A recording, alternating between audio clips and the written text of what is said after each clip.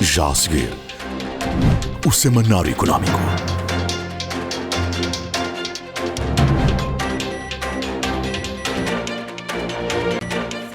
BNI, milhões de braços, uma só força.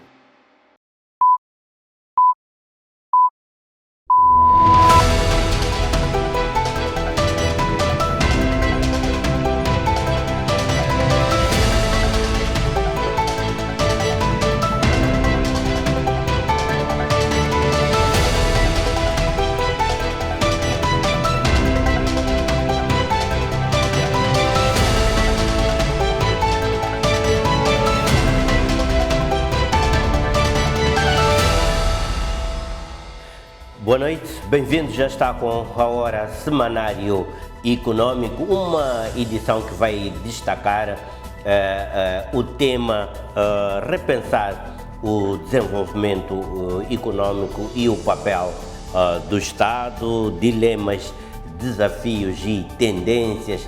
Trata-se de uma obra apresentada com a devida circunstância na última semana em Maputo, de autoria de Salim Vallar.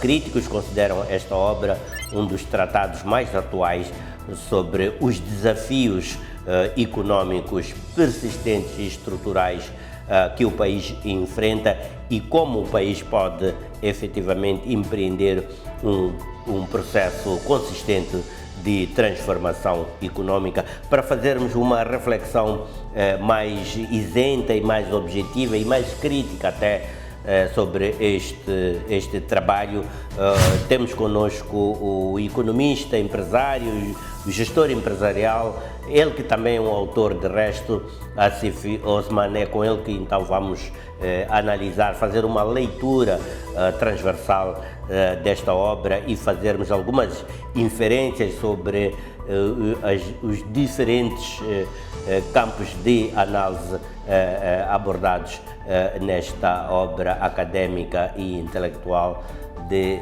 Salim Vallar. Até lá então, deixo-lhe ficar com outros títulos previstos do alinhamento da presente edição do Semanário Económico.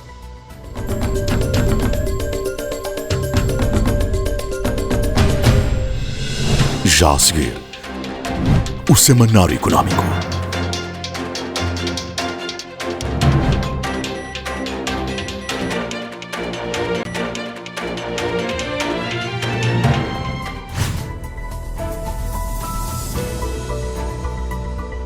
Nacala pode reposicionar Moçambique como plataforma regional de comércio. A nova fase exige menos dependência extrativa e mais valor acrescentado local.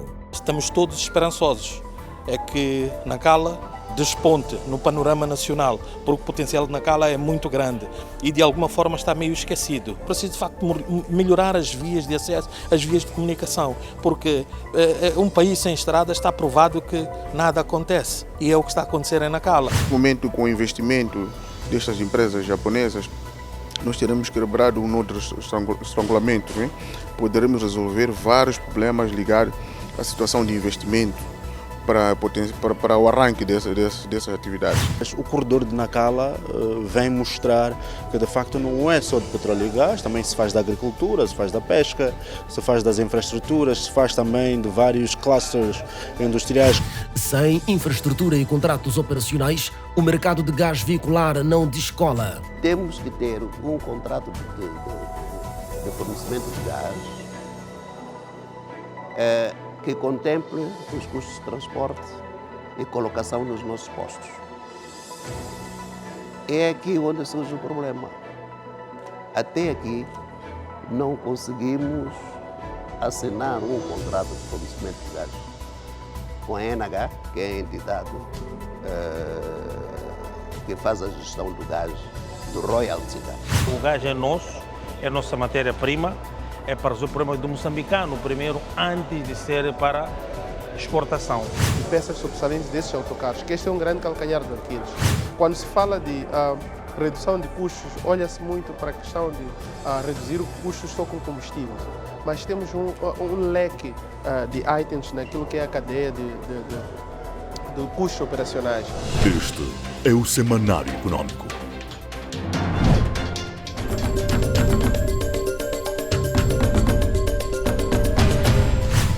Pois então, após investimentos de cerca de 5 mil milhões de dólares, o impacto econômico no corredor de Nacal ficou aquém do desejado. Por isso mesmo, uma nova investida está neste momento em curso sobre esta infraestrutura estratégica com vista a alavancar o seu potencial, na verdade ampliar este potencial. Neste momento as infraestruturas estão a ser repensadas, infraestruturas conexas ao corredor de Nacala, com vista a tornar a infraestrutura mais competitiva do ponto de vista logístico, e é isto mesmo que vamos conhecer os pormenores mais adiante aqui no Semanário Econômico sobre o que é que está sendo feito para transformar o corredor de Nacala. Estamos todos esperançosos, é que Nacala desponte no panorama nacional, porque o potencial de Nacala é muito grande e de alguma forma está meio esquecido. No setor do aproveitamento do gás natural, no caso o gás natural veicular, continua a ser um tema bastante discutido no ambiente de negócios aqui em Moçambique. Trata-se de esforços para reduzir, considerar esta commodity como parte dos esforços para reduzir os custos energéticos, tendo em conta que o país depende fortemente da importação deste combustível fóssil. A Autogás está a enfrentar dificuldades acrescidas no que diz respeito à expansão, a massificação, é assim que consideram, de resto, da utilização do gás veicular no nosso país.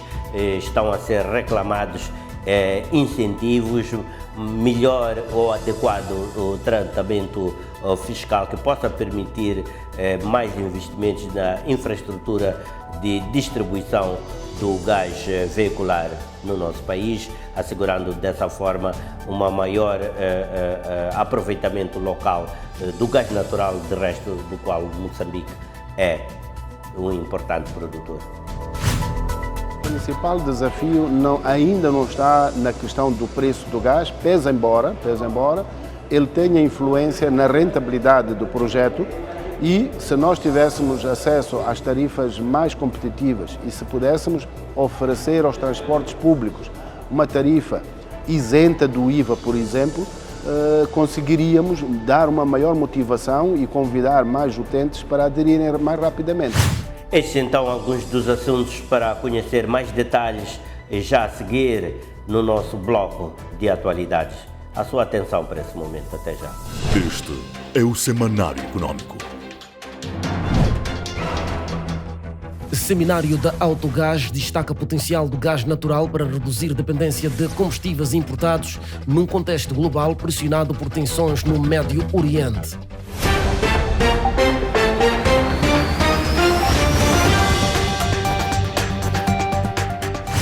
O que nós aprendemos por aqueles que já conseguiram ultrapassar a barreira da pobreza do ponto de vista de pensamento? Porque a pobreza não é a ausência de recursos físicos, é a ausência de recursos intelectos.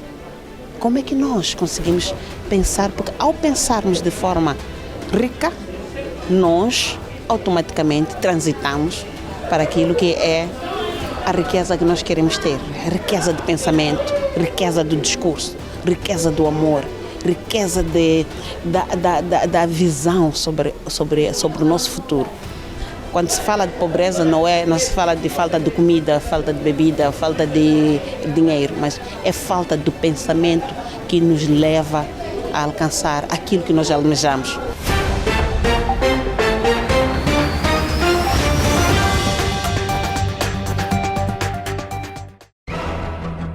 Nacala regressa ao centro da agenda. Governo e Japão relançam corredor após anos de promessas por cumprir. Você está com o Semanário Econômico.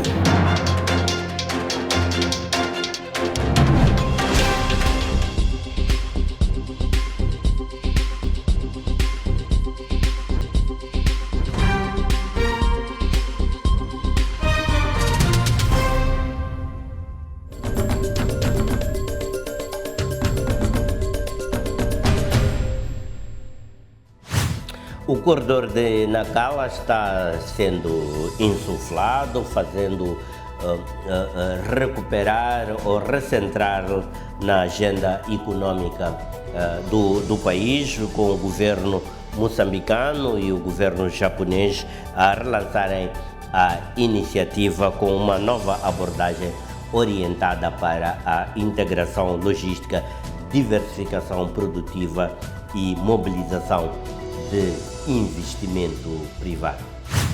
A fase inicial de desenvolvimento moderno do corredor de Nacala, realizado há mais de 10 anos, foi impulsionada por um modelo intensivo em capital, combinando financiamento multilateral e investimento privado, sobretudo ligado à exploração de carvão em Tete. O potencial global, incluindo ferrovia, porto e infraestruturas associadas, atingiu valores estimados em cerca de 5 mil milhões de dólares, com forte envolvimento de instituições como o Banco Africano de Desenvolvimento e financiadores internacionais. Paralelamente, o Japão, através da JICA, assumiu um papel estruturante na modernização do porto de Nacala, com investimentos avaliados entre 274 milhões e 300 milhões de dólares, destinados à reabilitação de terminais, expansão da capacidade portuária e melhoria dos acessos logísticos. Esses investimentos permitiram a expansão da capacidade de manuseamento de contentores para mais de 250 mil TEUs por ano, a melhoria da eficiência operacional do porto, redução do tempo de permanência de navios e a consolidação de Nacala como porto estratégico de águas profundas na África Austral. Apesar desta base infraestrutural robusta, o corredor não conseguiu, na fase anterior, traduzir plenamente esse investimento em desenvolvimento econômico alargado. Para o arranque da nova fase, que se espera atrair novos investimentos, teve lugar a Conferência sobre o Desenvolvimento do Corredor de Nacala, realizada na capital do país, que reuniu decisores públicos, empresários e parceiros internacionais, sinalizando uma tentativa de reposicionamento de um dos mais importantes ativos logísticos nacionais. O embaixador do Japão, Keiji Hamada, enquadrou a nova fase como parte de uma estratégia global de reforço das cadeias de abastecimento e resiliência econômica. Acreditamos que o corredor de Nacala e, em particular, o desenvolvimento do porto de Nacala pode servir como uma porta de entrada para a criação de novos negócios e para o crescimento regional. Do lado do setor privado nacional, o discurso foi mais direto e centrado nos desafios estruturais. O presidente da CTA, Álvaro Massinga, sublinhou que o sucesso do corredor dependerá da sua integração numa logística econômica mais ampla. Sem acessos adequados, um porto moderno pode transformar-se num gargalo. Por isso, é fundamental assegurar infraestruturas rodoviárias e ferroviárias eficientes de ligação ao Interland. Corredores logísticos fluidos que evitem congestionamentos e engarrafamentos. A nova narrativa contrasta com o modelo anterior, fortemente ancorado em megaprojetos mineiros, sobretudo carvão, tendo como maior foco em agroprocessamento, industrialização e cadeias de valor. A secretária de Estado da Indústria, Custódia Paunda, reforçou o papel do corredor como instrumento central de transformação econômica, ao revelar que do investimento feito nos últimos anos foram aprovados 5 projetos capazes de criar 149 postos de trabalho, envolvendo investimentos privados japoneses, no valor total de 1.942.062 dólares americanos, do qual o equivalente a 1.195.057 dólares americanos constitui investimento direto estrangeiro. A distribuição percentual do investimento direto por setor indica que 49,37% do investimento do Japão foi direcionado para o setor da indústria, sendo que 47,41% para o setor da agricultura e em 3,22% para o turismo e hotelaria. A reativação do corredor de Nacala traduz uma tentativa de corrigir erros do passado e reposicionar o projeto como motor de desenvolvimento inclusivo. O discurso político e empresarial mostra maior maturidade, menos foco em infraestruturas isoladas e mais ênfase na integração econômica. O sucesso dependerá da capacidade de garantir eficiência logística, estabilidade regulatória e, sobretudo, de integrar o corredor na economia real, onde se gera emprego, valor e crescimento sustentável. Seminário da Autogás destaca potencial do gás natural para reduzir dependência de combustíveis importados num contexto global pressionado por tensões no Médio Oriente. O corredor de Nacala efetivamente mantém-se como um dos principais ativos estratégicos do país, mas continua a enfrentar desafios estruturais que limitam a sua capacidade de transformação econômica efetiva, apesar do renovado interesse de parceiros como o Japão e da crescente mobilização do setor privado. Operadores, empresários e analistas convergem num ponto essencial: sem uma abordagem integrada e reformas estruturais, o corredor de Nacala dificilmente atingirá a escala necessária para se afirmar como um motor de desenvolvimento como se pretende. Inserido numa lógica de integração regional que liga Moçambique ao Malawi e a Zâmbia, o corredor de Nacala tem sido apontado como uma infraestrutura crítica para o escoamento de recursos minerais e agrícolas. A sua relevância é reforçada pela posição geoestratégica do país no Oceano Índico, numa altura em que as cadeias logísticas globais procuram diversificação e resiliência. Ainda assim, o contexto macroeconômico continua desafiante, tornando o capital privado e o apoio dos parceiros de desenvolvimento elementos centrais para viabilizar projetos estruturantes. A abordagem defendida pelos parceiros internacionais, em particular pela JICA, assenta uma lógica de desenvolvimento integrado, combinando infraestruturas, reforço institucional e desenvolvimento humano. A meta é reduzir riscos e criar condições para investimento sustentável, numa altura em que os dados indicam que, em 2024, o porto de Nacala movimentou mais de 1,4 milhões de toneladas de carga e acima de 100 mil TEUs, números que demonstram progresso, embora ainda aquém do potencial estimado. This is precisely why JICA emphasizes integrated development, combining infrastructure, policy support, and human resource development to gradually reduce transaction cost and investment. No entanto, no terreno, os desafios permanecem evidentes. Para operadores locais, o problema central não é a ausência de visão, mas a dificuldade de implementação. Nós precisamos de elementos chaves, transporte, as estradas, a questão de saúde. Tudo isto vai ajudar a impulsionar, porque só estes projetos estão lá como se estivessem ilhas isoladas, porque o setor de transporte e comunicações está de rastos. Do lado dos investidores internacionais, o sentimento é de interesse, mas com cautela. A presença de empresas japonesas e o reforço do envolvimento institucional indicam uma percepção positiva sobre o potencial do corredor. Ainda assim, o ritmo de entrada de capital deverá ser gradual. Várias empresas japonesas trabalham em várias áreas. Então, por exemplo, hoje nós ouvimos a apresentação sobre na área de agricultura, área de recursos minerais e outras várias áreas. O nosso interesse para Moçambique, para o corredor de Nacala, está a aumentar. A única coisa que faltava para impulsionar o crescimento desta zona é a presença desses investidores. Porque o capital é que tem sido a dificuldade, ou seja, neste momento com o investimento destas empresas japonesas, nós teremos quebrado um outro estrangulamento, né? Poderemos resolver vários problemas ligados à situação de investimento para o arranque dessas atividades. Para empresários nacionais, o principal bloqueio continua a ser o acesso ao financiamento. A expectativa é que a entrada de investidores estrangeiros possa desbloquear esse constrangimento e acelerar setores com elevado potencial, como o agronegócio. O nosso interesse aqui é fazer algum negócio no ramo do agronegócio.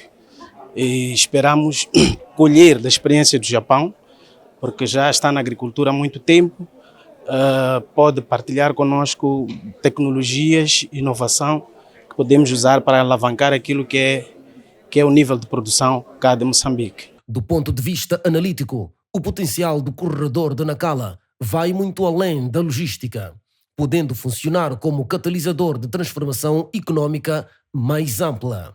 Para o economista Mauro Silva, o impacto dependerá da capacidade de criar ligações entre setores e territórios. O especialista defende ainda uma visão mais ampla de integração nacional, ligando os diferentes corredores logísticos do país como forma de potenciar ganhos de escala e eficiência.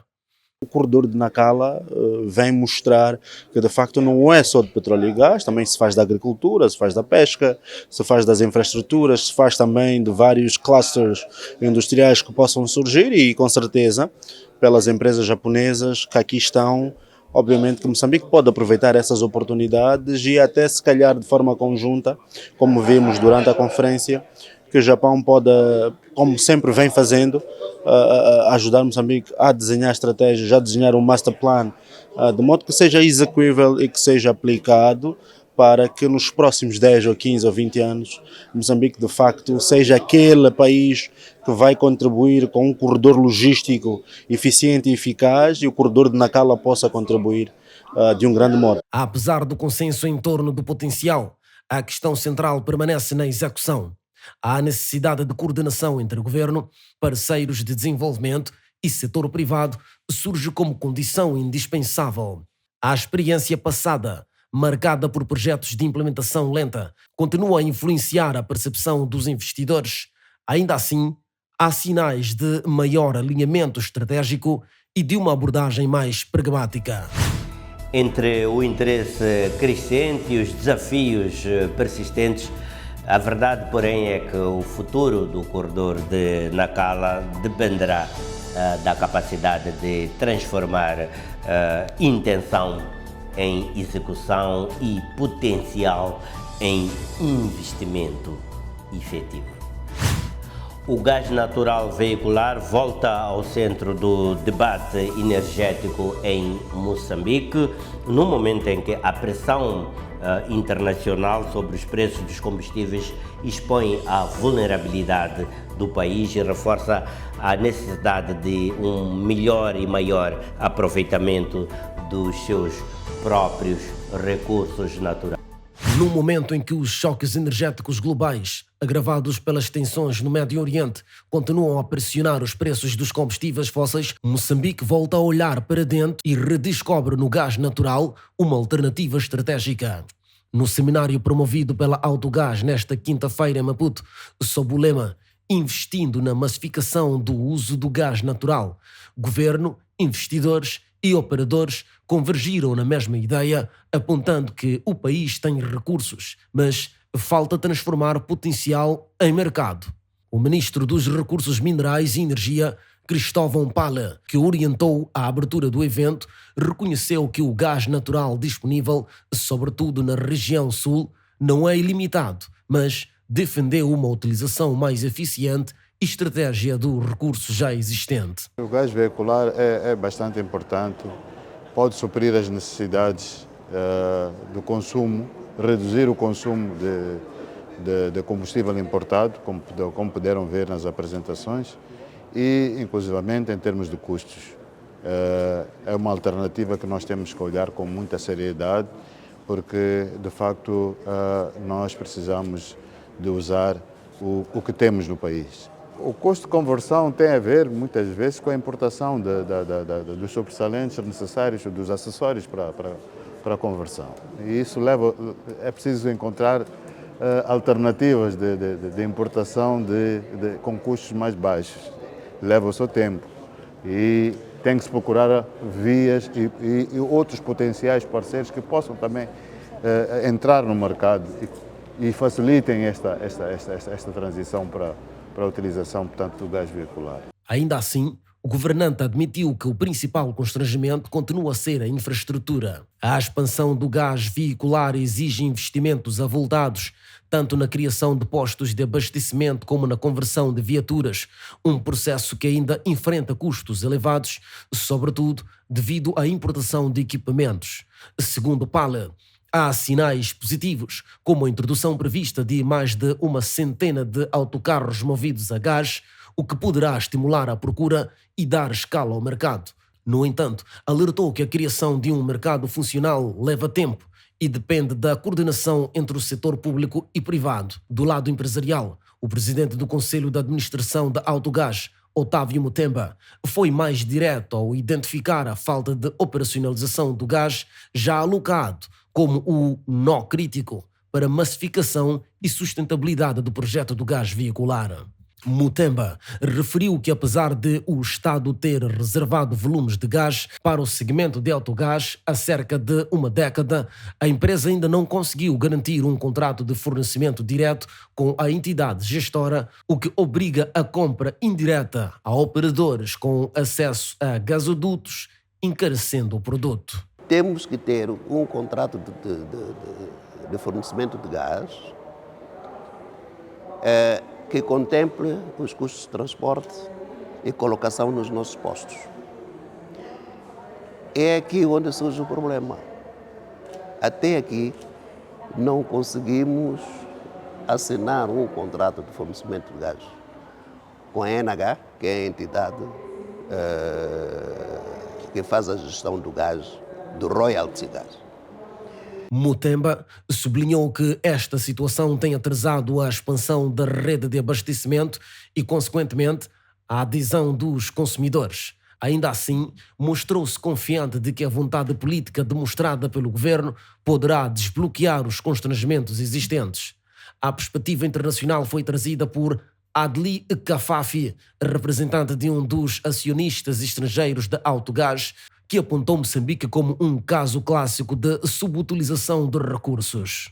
A experiência egípcia, com cerca de uma década, permitiu com que o setor, que enfrentava desafios semelhantes aos que Moçambique enfrenta, com forte intervenção governamental, a partir de 2017, com incentivos fiscais, expansão de infraestruturas e liderança política direta, o país passasse de menos de 20 para mais de 1000 estações de abastecimento e mais de 500 mil veículos convertidos atualmente. Em contraste, Moçambique conta desde 2008 com apenas 3 a 5 mil viaturas convertidas, um número que reflete, sobretudo, a escassez de postos de abastecimento. We believe that Mozambique is a great country.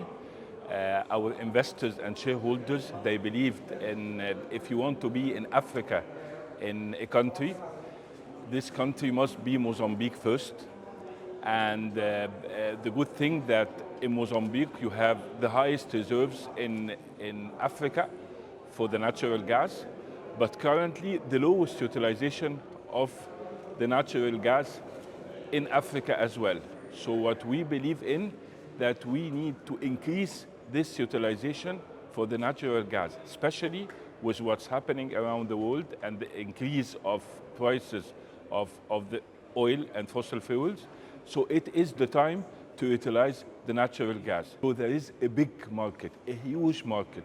So what we are looking forward with this conference, to get the engagement of everyone to support us, to help us, to work with us for the development of the utilization of natural gas for the transportation sector.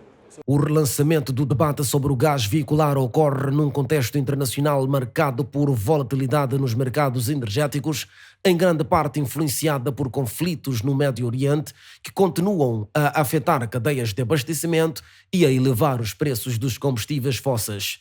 Para países importadores líquidos como Moçambique, esta conjuntura reforça a urgência de diversificação da matriz energética e de valorização dos recursos domésticos, como o gás natural.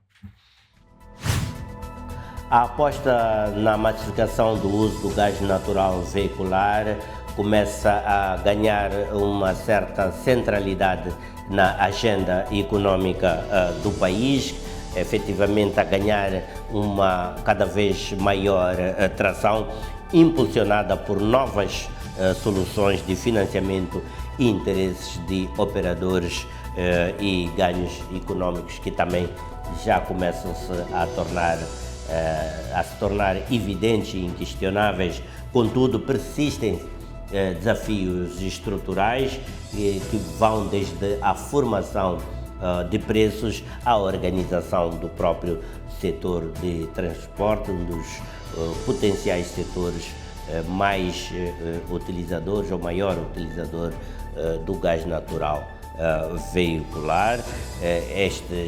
Este potencial tem estado a ser condicionado à velocidade da implementação da transição energética no país. Num contexto marcado pela volatilidade dos preços internacionais dos combustíveis, influenciada por tensões geopolíticas no Médio Oriente, Moçambique procura alternativas que reduzam a fatura de importação e promovam maior sustentabilidade energética. O gás natural, recurso abundante no país, surge como uma solução estratégica, mas a sua massificação exige alinhamento entre políticas públicas, investimento privado e reorganização dos setores-chave, como o dos transportes. No seminário promovido pela Autogás sobre os investimentos necessários para a massificação do gás natural em Maputo, tomaram parte representantes do setor privado, operadores de transporte, a banca e outros especialistas internacionais para partilha de experiências e busca de soluções para atrair novos investidores, para responder aos desafios que atrasam a massificação do gás veicular no país, apesar de Moçambique ser produtor deste recurso, que também responde aos desafios de transição energética e poupança de divisas com importação de combustíveis fósseis. A disponibilidade de financiamento surge como um dos principais catalisadores desta transição. O setor bancário, através de iniciativas como as do BCI, já começou a posicionar-se através da abrangência das linhas, que incluem desde PMEs até grandes empresas, fato que reflete uma aposta clara em apoiar a transição energética, incluindo investimentos em infraestruturas. Conforme podem ver, as linhas que nós temos são benéficas para as entidades que querem fazer essa transição energética, e uma das coisas que nós trazemos também é que o BCI participa no financiamento até 75% em uma das linhas. Os restantes 25% é uma comparticipação que é feita pelo próprio beneficiário que estará a solicitar o financiamento ao abrigo destas linhas. Dos retalhistas de combustíveis, a percepção é igualmente positiva, embora cautelosa, afirmou Luís Lopes Pereira, presidente da Associação dos Retalhistas de Combustíveis de Moçambique. Nós recebemos com boas-vindas este projeto. É uma solução para aquilo que é a necessidade da aquisição dos combustíveis líquidos. O projeto de gás vai trazer aqui novas soluções para o consumidor final e também para aquilo que é suavizar a pressão financeira para os retalhistas. Ou seja, tendo esta solução de adquirir o gás para viaturas, irá suavizar aquilo que é a necessidade imediata dos nossos empresários. Os retalhistas estão ansiosos para poder começar a implementar nos seus postos e ver quais são as condições que o governo vai criar para a aquisição dessas viaturas para o público em geral. No transporte público, onde o impacto pode ser mais imediato, os desafios tornam-se mais evidentes. A introdução de autocarros movidos a gás é vista como um avanço, mas insuficiente por si só. A questão dos custos operacionais vai além do combustível, incluindo manutenção, peças e logística. Fatores que podem comprometer a sustentabilidade do modelo, alertam os operadores de transporte. Isto é um momento de viragem para nós, mas também de desafios. São desafios estes que queremos colocar para o próprio governo, porque não basta nós termos os autocarros. Já temos os autocarros a gás, já temos o fornecedor de gás, mas nos faltam as outras componentes. Como é que estamos em termos de mercado de peças subsalentes desses autocarros? Que este é um grande calcanhar de Aquiles. Quando se fala de redução de custos, olha-se muito para a questão de reduzir os custos só com combustíveis. Mas temos um leque de itens naquilo que é a cadeia de custos operacionais, que são as peças subsalentes, que é um grande calcanhar para nós. Então é importante que também se faça este investimento, que tenham parcerias, que também bonifiquem a estes fornecedores para que os preços das peças do mercado também sejam acessíveis para todos os operadores. O gás é nosso, é a nossa matéria-prima, é para resolver o problema do moçambicano primeiro, antes de ser para exportação. Não é assim? Então, eu vejo exemplos de países populosos que usam o gás. E o gás é muito barato. Que eles conseguem que o gás lá no Egito está a 10 meticais o metro cúbico. Venda ao consumidor. Sendo eles não só produtores, mas devido à demanda, são importadores de gás também. Então, produzem gás, importam gás e o gás está ao consumo 10 meticais o metro cúbico. Então, ele devia levar exemplo. Né? Nós, sendo produtor do gás, produtores do gás, o que é que podemos fazer para o gás chegar a esse preço? E se o gás estando acessível, acabou o problema do moçambicano sobre o fomento da mobilidade urbana. Exemplos internacionais, como o Egito, são frequentemente citados como referência de políticas mais agressivas e eficazes. Do lado da Autogás, promotora do projeto, a leitura é mais equilibrada. A empresa reconhece os desafios, mas aponta outras prioridades. O principal desafio ainda não está na questão do preço do gás, pese embora ele tenha influência na rentabilidade do projeto, e se nós tivéssemos acesso às tarifas mais competitivas e se pudéssemos oferecer aos transportes públicos uma tarifa isenta do IVA, por exemplo, conseguiríamos dar uma maior motivação e convidar mais utentes para aderirem mais rapidamente, como é óbvio. Mas os principais desafios estão relacionados com o investimento em condições favoráveis para a expansão rápida, mesmo que os postos ainda não sejam sustentáveis económico ou financeiramente nesta fase, mas porque os benefícios que esses postos podem trazer para as nossas comunidades e para as pequenas e médias empresas se justifica e merece, portanto, um envolvimento do Estado, uma vez que é um bem maior para a nossa economia. Então isso estimula que as unidades começam a acontecer, e a partir do momento em que começa a haver um volume maior de utilizadores, um volume maior de vendas de gás, também a empresa tem uma maior capacidade de reinvestimento e de expansão. É isso que está a faltar, a disponibilidade desse financiamento em condições favoráveis a médio e longo prazo, para que possa haver, de facto, uma expansão não refém do desenvolvimento comercial da operação. Apesar dos constrangimentos, os ganhos já são visíveis. Segundo dados apresentados, o uso de gás natural permitiu poupar mais de 120 milhões de dólares na importação de combustíveis, valor com potencial de crescimento exponencial. Entre o potencial transformador do gás natural e os entraves estruturais ainda por resolver, Moçambique encontra-se de fato num ponto decisivo. A velocidade da transição energética dependerá menos da disponibilidade do recurso e mais da capacidade de alinhar políticas públicas do setor e incentivos econômicos num esforço que deverá envolver o Estado e o setor privado para transformar o gás numa solução efetiva para a mobilidade e para o desenvolvimento socioeconômico do país.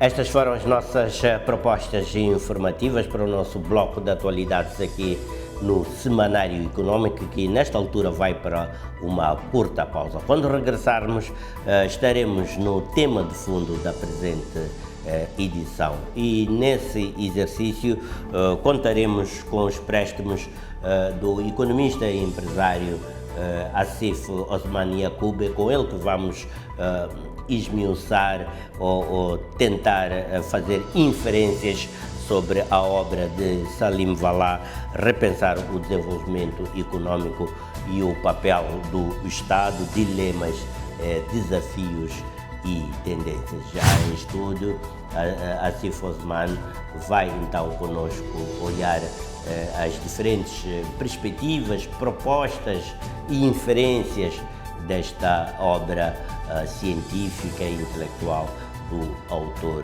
Salim Vallah. Tudo isso para depois do curto intervalo que vamos observar já. Este é o Semanário Econômico.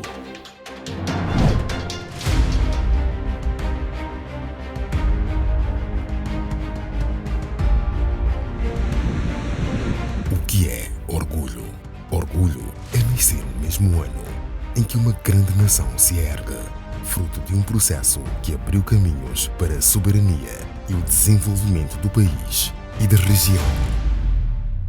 Pode ser também a capacidade de superar adversidades e seguir em frente. O maior de todos é de ser moçambicano, crescer e compartilhar os frutos disso com toda a nação. Orgulho é transformar vidas e ser um dos maiores pilares para o crescimento da economia nacional. Unir nações, fortalecer a integração regional, levando energia para o desenvolvimento nacional e para países vizinhos e garantindo um futuro sustentável. Orgulho é celebrar 50 anos de uma empresa estratégica e estruturante para o desenvolvimento de Moçambique e estabilidade energética nacional e da África Austral.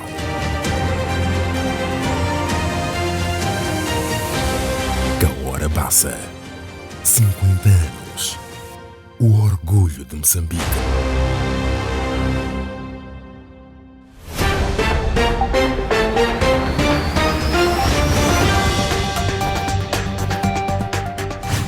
As empresas são as unidades produtivas e neste momento estão numa posição deficitária em termos de liquidez, não é? Há um déficit de capital, o que limita o crescimento sustentado das empresas, que são as unidades produtivas. O Estado deve ser mais interventivo no mercado, desenvolver uma matriz com leis, políticas, regulamentos, estímulos, incentivos que permita os investidores privados terem maior apetite e segurança em apostarem em futuros projetos de desenvolvimento do país.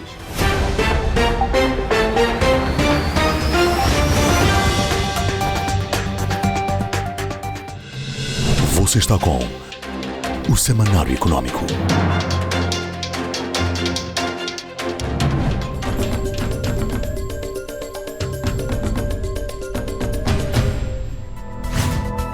E vamos então ao tema de fundo desta edição, e conforme tivemos o cuidado de alertar no início do programa, vamos olhar para este trabalho académico e científico da autoria do pensador, do governante e acima de tudo, de um homem da ciência e da academia, que é Salim Vallah, que recentemente publicou o seu livro Repensar o Desenvolvimento Econômico e o Papel do Estado. Trata-se de uma obra que até ao presente tem estado a ser pretexto e alimentar intensos debates na esfera pública sobre o rumo que o país toma na perspectiva do seu desenvolvimento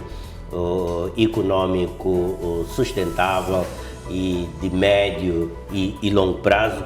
E para esta reflexão aqui, para olharmos para este trabalho, para este livro com outras lentes, temos connosco Asif Osman, empresário, gestor empresarial e de finanças, baseado em Cabo Delgado, também com trabalhos na área académica, com algumas obras publicadas também que refletem sobre, mais ou menos, sobre o mesmo espectro da atividade.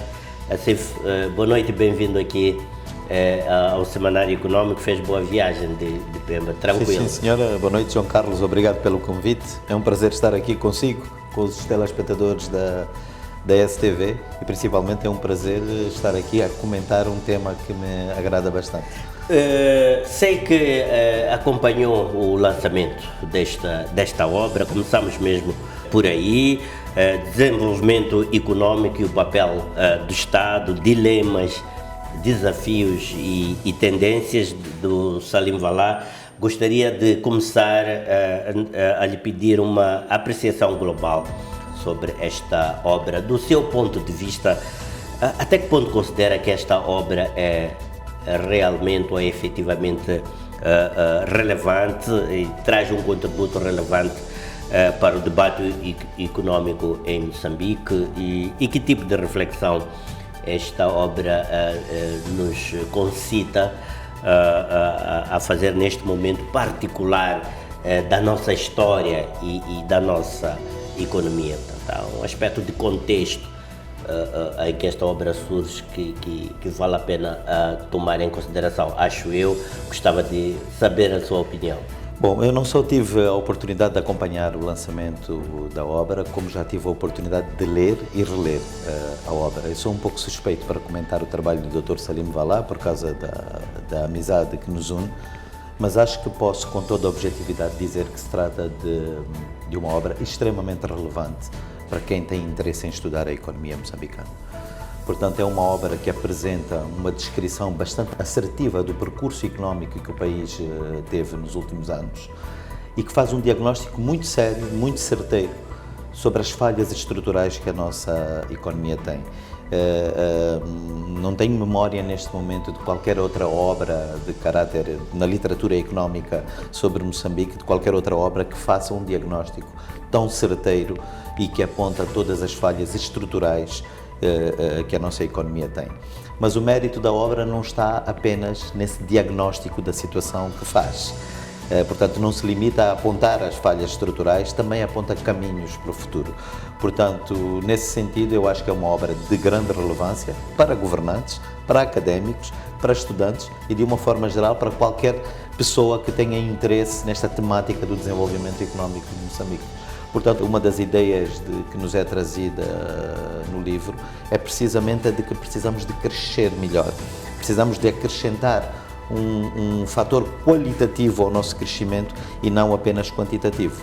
Quanto ao diagnóstico, portanto, o que o Dr. Salim Valá nos diz na obra é que nós temos o problema de termos uma economia que não é diversificada, está extremamente concentrada em 2 ou 3 setores, estamos excessivamente dependentes de recursos naturais e ainda por cima recursos naturais que são muito pouco processados dentro do nosso país.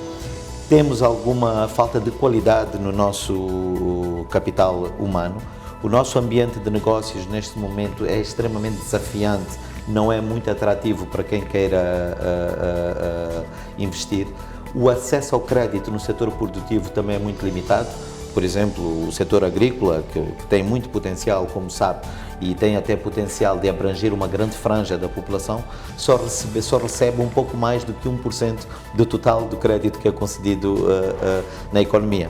E todos estes fatores, todas estas falhas estruturais que a nossa economia tem, são agravadas por uma coisa que é o facto de estarmos a crescer em termos populacionais cerca de 2,5% ao ano, o que significa que temos centenas de milhares de jovens a entrarem para o mercado de emprego todos os anos, numa economia com estas características e nós incapazes de absorver essa força de trabalho. Precisamente.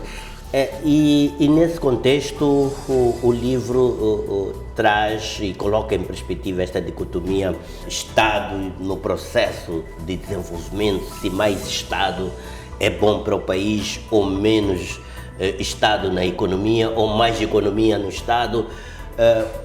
De acordo com a obra e com a sua leitura, como é que se supera este dilema? Na verdade, esse é um dos dilemas que é tratado no livro. Como é que se supera? Concorda que o país precisa de mais Estado, no sentido de melhor Estado, ou menos Estado na economia? Eu acho que o Dr. Salim Valá consegue contornar de forma bastante hábil essa discussão que existe na teoria económica há muitos anos. O que acontece é que essa discussão foi se tornando extremamente polarizada. Portanto, num extremo, temos as pessoas que acham que o Estado não tem que meter a mão na economia e no outro extremo temos os outros que acham que o Estado tem que ter uma dimensão leviatânica e tomar parte em todos os aspectos da economia moçambicana. Mas a verdadeira resposta, a verdadeira solução é o equilíbrio. Portanto, é impossível pensar-se numa economia próspera sem termos um Estado que organize essa economia E também é impossível pensarmos numa economia próspera quando o Estado toma conta de todos os fatores relacionados com a economia. Portanto, acho que o Dr. Salim Valá consegue uma visão equilibrada sobre o assunto, e acho que o João Carlos colocou bem a questão logo no início. Não é uma questão de termos mais Estado, o que nós precisamos é de ter um Estado melhor. Portanto, um Estado que crie um ambiente de negócios que seja previsível, que seja seguro, em que os investidores saibam que estão à vontade para fazer negócios, que os investidores tenham cada vez menos obstáculos administrativos. Atenção, que nós não falamos de um laissez-faire, não é isso que eu defendo. É claro que as atividades precisam de ser regulamentadas, e para isso é preciso o Estado estar presente na fiscalização para garantir que todas as atividades são desenvolvidas dentro da lei. Mas facilitação em termos burocráticos para a obtenção de licenças, enfim, isso é que é um ambiente... Acha que o nosso Estado, com base nesta leitura e na sua interpretação, que o nosso Estado precisa de reformas do Estado em si, para que o Estado possa, por seu turno, liderar o processo de reformas? Sem dúvida nenhuma que precisamos. Acho que isso é consensual. Julgo que mesmo quem tem a responsabilidade de dirigir o Estado neste momento tem consciência disso. As nossas instituições estão neste momento extremamente enfraquecidas, nós precisamos de robustecê-las, precisamos de criar um ambiente que seja atrativo para quem queira investir, que seja sobretudo previsível, e tudo isso implica reforço institucional. Ora, reforço institucional só pode ser tratado pelo Estado, não é pelo setor privado. Portanto, nós precisamos de um Estado melhor, de um Estado que pense de forma estratégica, de um Estado também que deixe de se focar apenas na criação de políticas, mas também na sua implementação, porque, como sabe o João Carlos, nós temos documentos programáticos muito bons, alguns deles elaborados por grandes profissionais. O grande desafio está em tirá-los do papel e passar à prática, e acho que institucionalmente nós ainda não temos um Estado que seja capaz de passar do papel para a prática. Portanto, um Estado que saiba coordenar os diversos atores da economia, e eu acho que nesse aspecto também a obra do Dr. Salim Valá foi extremamente assertiva. Esta última parte da resposta que me deu remete-nos para a análise da capacidade do Estado para implementar as suas próprias políticas, as políticas públicas, portanto a eficácia das políticas públicas. E um dos pontos que emerge na análise que é trazida no livro, pelo menos até onde pude perceber, é a ideia de que o desafio não reside apenas na formulação de boas políticas, mas fundamentalmente na sua execução. Para si, Asif, até que ponto é que considera que esta é uma das principais fragilidades do nosso modelo de governação económica, e que fatores é que explicam esta dificuldade em transformar estratégias em resultados concretos? Não, são fatores, em minha opinião, são fatores institucionais e fatores ligados também à capacidade humana, ao capital humano. Nós precisamos de criar um conjunto de incentivos que faça com que as pessoas se concentrem mais na execução do que propriamente na elaboração de documentos bonitos, entre aspas. Esses documentos são importantes, obviamente, mas eles são um guia. Não adianta nada nós termos documentos programáticos se não os conseguimos colocar em prática. Portanto, acho que também há aqui uma questão de mentalidade, há aqui também uma questão de liderança, para puxarmos os governantes, puxarmos as instituições do Estado a focarem-se mais na execução. Julgo que, por exemplo, aí há uns meses atrás, logo no início deste ciclo de governação, lançou-se a medida dos contratos-programa com os ministros. Acho que é uma opção bastante assertiva. Agora, precisamos, de facto, de garantir que não seja apenas mais uma política que foi anunciada, mais um documento e que depois não sai do papel. Muita gente, quando falamos das nossas fragilidades institucionais, muitas vezes se apontam a falhas no nosso ordenamento jurídico.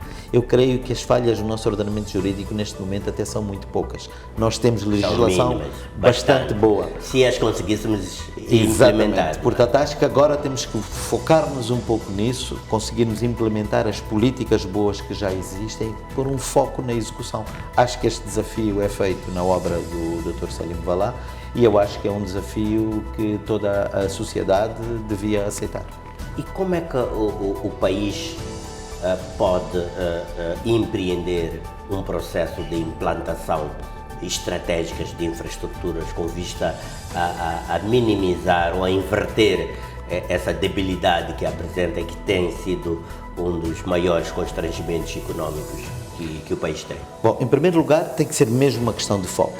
Portanto, tem que haver consenso junto das pessoas que governam, das pessoas que têm a responsabilidade de governar, de que esta questão das infraestruturas é de facto uma questão muito séria e tem que estar na nossa prioridade. Isso é importante porque se esse assunto estiver nas nossas prioridades, os poucos recursos que nós tivermos, vamos colocar como prioridade número 1 investir em infraestruturas. Mas, independentemente de estar ou não como prioridade, a verdade é que nós precisamos de recursos para fazer esse investimento. E todos nós sabemos que neste momento os recursos não abundam no país. Portanto, aí vai ser necessário de facto fazer parcerias que permitam que consigamos ir buscar financiamento para essas infraestruturas no exterior. Para isso, nós precisamos de dar uma outra imagem ao mundo, uma imagem de credibilidade, em que as pessoas saibam que investir em Moçambique não é só uma questão de nos ajudarem, é uma questão de investir com retorno, que o país é um projeto viável e que vale a pena meter dinheiro dentro deste país. Portanto, tem que saber que nós vamos meter dinheiro naquele país e esse dinheiro vai ser bem utilizado, e não só vai ser bem utilizado, como vai garantir retorno a esse... Logo voltamos à questão das instituições, não é? Exatamente, e é por isso que eu defendo no meu livro que instituições e infraestruturas têm que andar de mãos dadas, porque nenhum deles individualmente consegue resolver o problema do nosso país. Portanto, temos que arranjar forma de ir buscar financiamento para construir infraestruturas. Isso é fundamental. Depois, há uma série de outras coisas pequenas que eu acho que podemos e devemos fazer. Isso, de certa forma, também está na reflexão do Dr. Valá, no livro dele. Sabe que no início do nosso ciclo de governação, o Presidente Chapo tomou a iniciativa de separar o Ministério da Economia do Ministério das Finanças. Portanto, nós tínhamos no ciclo passado o Ministério da Economia e Finanças. É verdade que o Ministério da Economia atual é uma réplica daquilo que já chegou a ser o Ministério da Indústria, Comércio e Turismo. Mas porquê que eu acho que isto foi uma iniciativa importante? É porque em países como Moçambique, em que a nossa capacidade de financiar, de estimular a economia através da política fiscal ou através da política monetária, essa capacidade em países como o nosso é extremamente limitada, porque temos orçamentos deficitários e temos uma coleta fiscal bastante baixa. Portanto, nos países, digamos, mais desenvolvidos, quando a economia não está a ir no rumo que se pretende, fazem-se pequenos ajustes à política fiscal, aumenta-se um bocado os impostos, diminuem-se um pouco os impostos, aumenta-se um pouco a taxa de juros ou outro instrumento de política monetária, diminui-se e com isso consegue-se pôr a economia no caminho que se pretende. Num país como o nosso, nós não temos muita margem para fazer isso. Então, ter a economia e as finanças no mesmo teto pode ser contraproducente. Ao separarmos a economia, permite que o Ministério da Economia consiga encontrar outras formas criativas de promover a economia sem utilizar a política fiscal e a política monetária. Portanto, nesse aspecto, acho que estamos no caminho certo. Eu tenho conhecimento de que o Ministério da Economia já tem em carteira uma série de medidas para fomentar a nossa economia. Tenho esperança de que isso possa acontecer nos próximos tempos. Isto remete-nos ao outro tópico no alinhamento que fiz para esta entrevista, que é essa questão da estrutura produtiva e transformação econômica. Portanto, é um dos desafios recorrentes esta necessidade de diversificar a economia, reduzir a dependência dos recursos naturais. Na sua opinião, este tema, como é que tem sido tratado? De uma forma consequente ou mais num plano da retórica discursiva como tal? É verdade que, quer dizer, a abordagem da diversificação da nossa economia anda um pouco fragmentada. Tem estado muito presente na retórica política, né, discursiva, mas pouco temos feito para garantir essa diversificação. Repare, eu tenho dito isto muitas vezes, não me canso de repetir, é difícil encontrar no mundo um país que tenha em simultâneo tanto potencial e em tantos setores económicos. Portanto, Moçambique não tem potencial apenas mineiro, não tem potencial apenas industrial, nem tem potencial apenas turístico, tem em cada um destes setores. E dentro de cada um desses setores o potencial também é diversificado. Isto é muito, muito raro. Portanto, nós temos que ser capazes de facto de garantir que tenhamos uma economia diversificada. Nós falávamos há bocado no início da nossa entrevista sobre a questão de termos um Ministério agora focado no desenvolvimento da economia. Nós precisamos, e eu sei que isso está a ser feito e em breve provavelmente o público poderá ter acesso a isso, nós precisamos de nos focar em políticas específicas no setor da indústria, no setor do turismo, no setor do comércio. Precisamos de ter planos bastante focalizados para períodos curtos. Queremos abrir dentro de um ano 50 fábricas. E dessas 50 fábricas, 5 têm que estar em Cabo Delgado, 5 têm que estar em Nampula, porque o desenvolvimento inclusivo também é isso. Não é só aumentar a franja da população que beneficia desse desenvolvimento, mas também aumentar as zonas geográficas que beneficiam do crescimento. Isso é que é crescimento inclusivo e isso é que é a diferença entre crescer e desenvolver. Portanto, temos que ser capazes de fazer isso, de ter políticas, como eu dizia, específicas para cada setor, para o turismo, para a indústria, para o comércio, e só assim é que nós podemos conseguir diversificar a nossa economia. Aproveitar o dinamismo que os grandes megaprojetos podem nos trazer, as coletas fiscais que daí resultarão, para poder investir de facto em outros setores da economia. Se tivesse que destacar algumas reformas estratégicas para acelerar o desenvolvimento econômico de Moçambique, tendo como referência as ideias apresentadas neste livro que estamos aqui a analisar, quais seriam para si as reformas ou áreas de intervenção que deveriam ser tratadas com maior urgência e maior acutilância mesmo? Eu julgo, bom, seriam muitas, como é óbvio, não é? Eu vou-me concentrar apenas em 2 ou 3. Nós precisamos de uma reforma fiscal muito forte. É verdade que foi feita uma, mas agora em dezembro do ano passado, mas em minha opinião ela não foi suficientemente abrangente e provavelmente em alguns aspectos não vai alcançar os objetivos, que é promover a economia e até aumentar a receita fiscal. Nós precisamos de fazer uma reforma fiscal que permita aumentar a base tributária.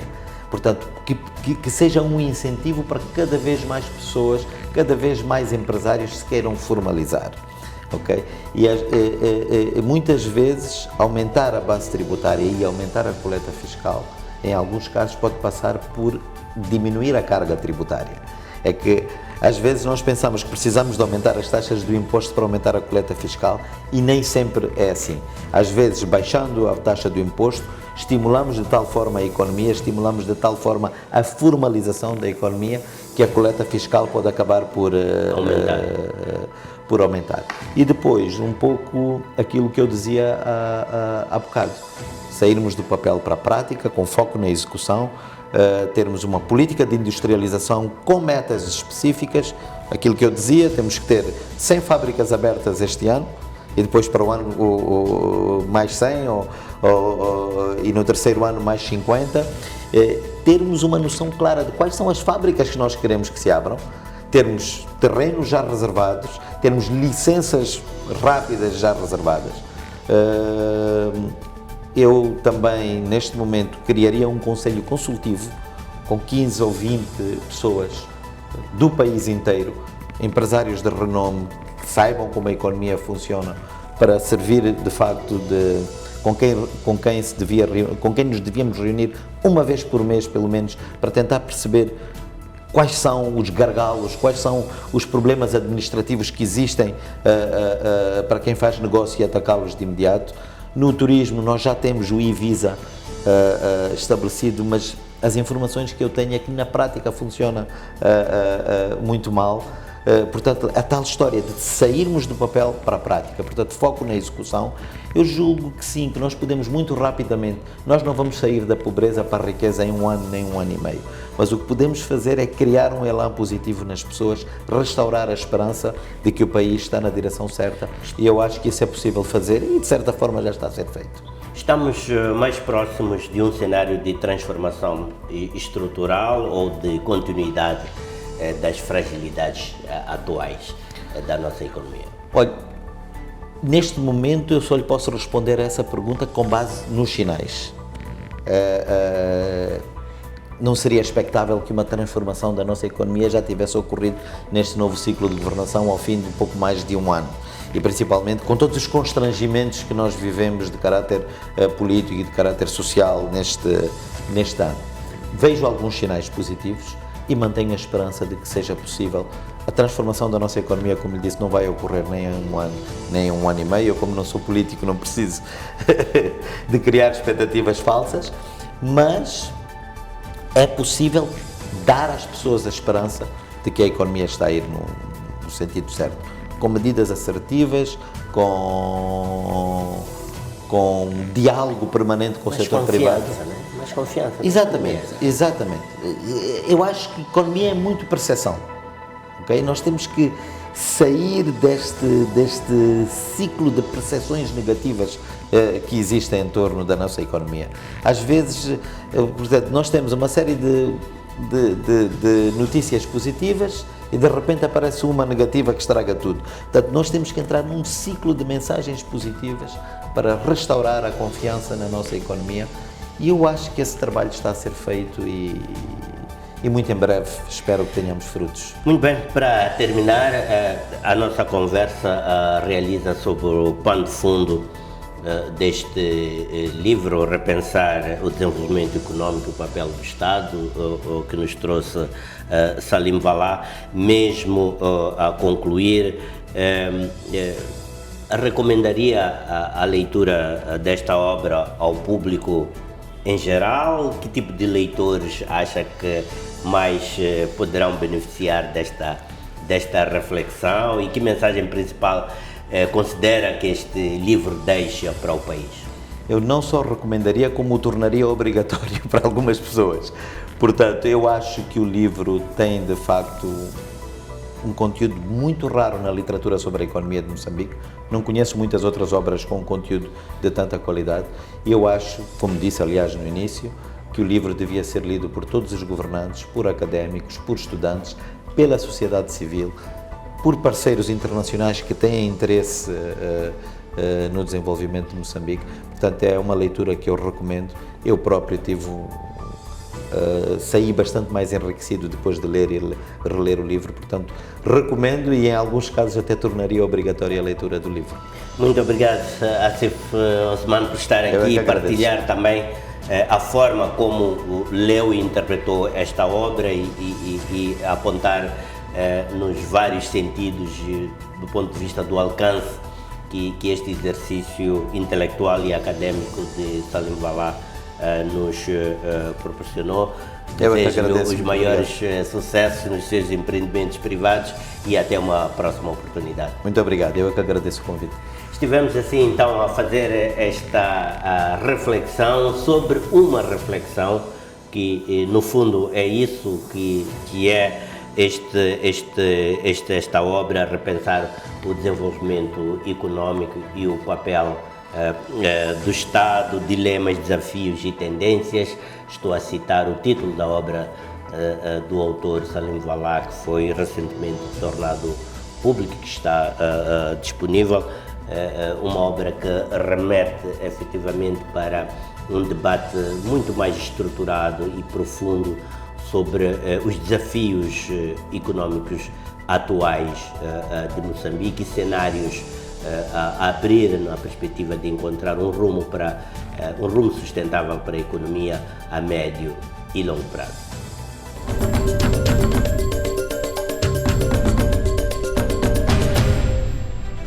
O Semanário Econômico está perto do fim. Vamos, nesta altura, recordar os principais momentos que caracterizaram os cerca de 60 minutos de duração do nosso programa.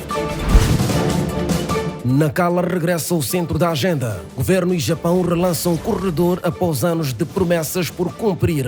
O corredor de Nacala tem atraído a atenção devido à abundância de recursos minerais, devido também ao seu potencial agrícola, à Zona Econômica Especial de Nacala, entre outras potencialidades que, conjugadas com as infraestruturas logísticas, podem fortalecer a posição de Moçambique como centralidade logística. Seminário da Autogás destaca potencial de gás natural para reduzir dependência de combustíveis importados num contexto global pressionado por tensões no Médio Oriente. O gás veicular é bastante importante, uma alternativa que nós temos que olhar com muita seriedade. É mesmo o fim, ficamos por aqui relativamente a esta edição do Semanário Econômico. Já sabe que voltamos a estar consigo dentro de uma semana, sensivelmente, na próxima quinta-feira, quando forem 22 horas aqui no seu canal de eleição, a STV Notícias. Até lá, tenha um período bastante produtivo. Boa noite.